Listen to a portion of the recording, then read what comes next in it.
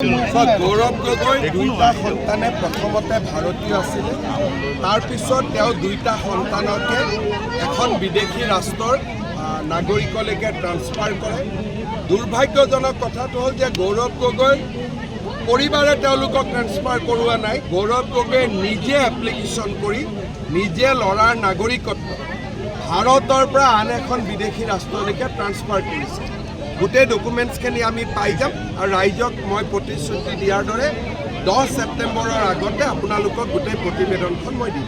ভূপেন বৰাই কালি কৈছে যে অখিল গগৈ বেয়া সংগত কৰিছে কাৰণে বেয়া হৈছে। চব অখিল গগৈ ভূপেন বৰাৰ কাজিয়া পেচাত মোৰ কমেণ্ট কৰিবলগীয়া নাই। তেওঁলোকৰ নিজৰ কাজিয়া পেচাল যি কৰে তেওঁলোকে কৰি থাকে। আপুনি আজি গড়ৰ হত্যা কথা পুনৰ আজি গড়ৰ হত্যাটোতো আৰু উত্থাপনটো অসমত অহা 100 বছৰমান হৈয়ে থাকিব। সেইটোৰ পৰা আপুনি কেনেকৈ ভাল ৰকিবুল হুছেইনৰ লগতো বাকী মাটি বাৰী কোনো কাজিয়া নাই। তেওঁৰ দিনত গড় হত্যা চলি আছিল, আমি বন্ধ কৰি দিলোঁ। সেইটো কাৰণে তেওঁ আমাক বেয়া পায়। অখিল গগৈ কৈছে আপোনাকে বিজেপিকে পানী খুৱাই দিব পাৰে বুলি। ভালে হ'ল, পানীহে খুৱাব, মদটো নোখোৱাই। গতিকে পানী যদি অখিল গগৈয়ে পানী খুৱায়, পানী খোৱাত কি আপত্তি আছে? মদ নোখোৱালে হ'ল।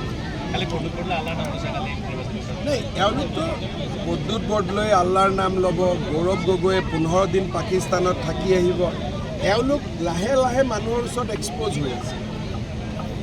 প্ৰদ্যুৎ বৰদলৈ আল্লাৰ নাম ক'লে, গৌৰৱ গগৈ ইমান ধুনীয়া নামাজ পঢ়ে, কেনেকৈ শিকিব পাৰে হিন্দু মানুহ এজনে? মুছলিম মানুহ এজনকতো প্ৰাৰ্থনা কৰিব দিলেতো ইমান পাৰফেক্ট নহয়। সকলো কেনেকৈ ইমান পাৰফেক্ট নামাজ পঢ়িব পাৰে? ক'ৰবাত ডেফিনেটলি ট্ৰেইনিং লৈছে। বদৰুদ্দিন আজমলৰ বিকল্প বুলি আপোনালোকে এতিয়া অখিল গগৈ এতিয়াতো আৰু বদৰুদ্দিনৰো সময় গ'ল। আৰু চব এতিয়া বিধানসভাত যি ধৰণে ইলেকশ্যন হ'ব, ছিটবিলাক যেনেকৈ নতুনকৈ নিৰ্ধাৰণ হৈছে, তাতে সেইটো ফালে কি হৈ আছে আমি চিন্তা কৰিব দৰকাৰ। সাংবাদিকৰ কাৰণে কিবা ভাল খবৰ আনিব নেকি? সাংবাদিকে চবতো এই গোটেই আঁচনিবিলাক সাংবাদিকেও পাব। গেছৰ চিলিণ্ডাৰৰ দাম কমিলেতো সাংবাদিকেও পাব তাৰ লাভ। ATC আণ্ডাৰত থকা চাহ শ্ৰমিকৰ মজুৰি বৃদ্ধিৰ কাৰণে ৰেডি হৈ আছে। কিবা এটা ট্ৰান্সফাৰ বাগান আমলখিখন কিবা ট্ৰান্সফাৰৰ প্ৰক্ৰিয়া এটা চলি আছে। খুব সোনকালে মজুৰিখিনি বাঢ়িব।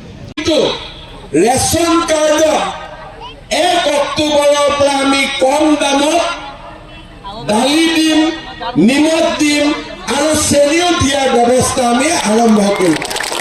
তাৰমানে এতিয়া আপোনালোকে ৰেচন কাৰ্ডত বজাৰতকৈ কম দামত 30 টকা কম দামত চেনি পাব, চাউল বিনামূলীয়া পাব, নিমখ বজাৰতকৈ 10 টকা কম দামত পাব আৰু চেনি বজাৰতকৈ 30 টকা কম দামত পাব।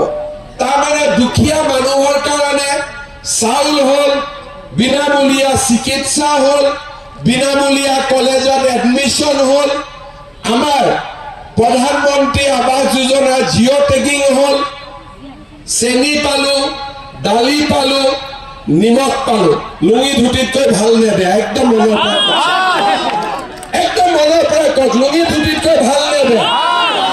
যিবিলাক মানুহে আগতে কংগ্ৰেছক ভোট দিছিলে, তেওঁলোকে এবাৰ চিন্তা কৰি চাওক যে আমাৰ আঁচনিবিলাক লুঙি ধুতিতকৈ ভাল নে বেয়া। এতিয়া চাউল হ'ল, দালি হ'ল, নিমখ হ'ল, চেনি হ'ল, আৰু কি লাগে বাইদেউসকলক কওক? আৰু কি লাগে চিন্তা কৰি কওক, আজিয়ে কৈ দিয়ক। আৰু কি লাগে?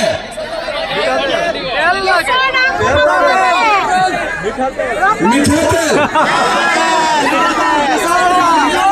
দালি হ'ল, চেনি হ'ল, নিমখ হ'ল, চাউল হ'ল, এতিয়া কি বাকী থাকিলে? মিঠাতেল। এতিয়া 1 মিনিট, মই আৰু এটা কৈ আছো।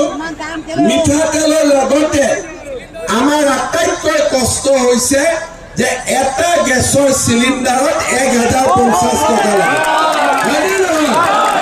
এতিয়া মই আপোনালোকক কথা দিছো, 1 অক্টোবৰৰ পৰা গেছৰ চিলিণ্ডাৰ আপোনালোকে 650 টকাত পাই যাব। আৰু এটা কথা লগত কওঁ, যিসকলৰ প্ৰধানমন্ত্ৰী উজ্জ্বলা যোজনাৰ কাৰ্ড আছে, তেওঁলোকে গেছৰ চিলিণ্ডাৰ 250 টকাত ঘৰত পাই যাব। ভাল হ'ব নে বেয়া হ'ব? লুঙি ধুতিতকৈ ভাল নে বেয়া? লুঙি ধুতিতকৈ ভাল নে বেয়া? শ্ৰদ্ধা ৰাইজ চিন্তা কৰক, বিনামূলীয়া চাকৰি, বিনামূলীয়া চাউল, নিযুত মইনা যোজনা, আমাৰ আয়ুষ্মান ভাৰত, আয়ুষ্মান অসম, অৰুণোদয়, বিনামূলীয়া কলেজত এডমিশ্যন, দালি, নিমখ, চেনি, গেছৰ চিলিণ্ডাৰ, ধুতি লুঙিতকৈ ভালনে বা বেয়া? কংগ্ৰেছক ভোট দিব নে বিজেপিক ভোট দিব? যিকোনো খবৰৰ বাবে যোগাযোগ কৰক 7099017330 লগতে 7099017110 নম্বৰত।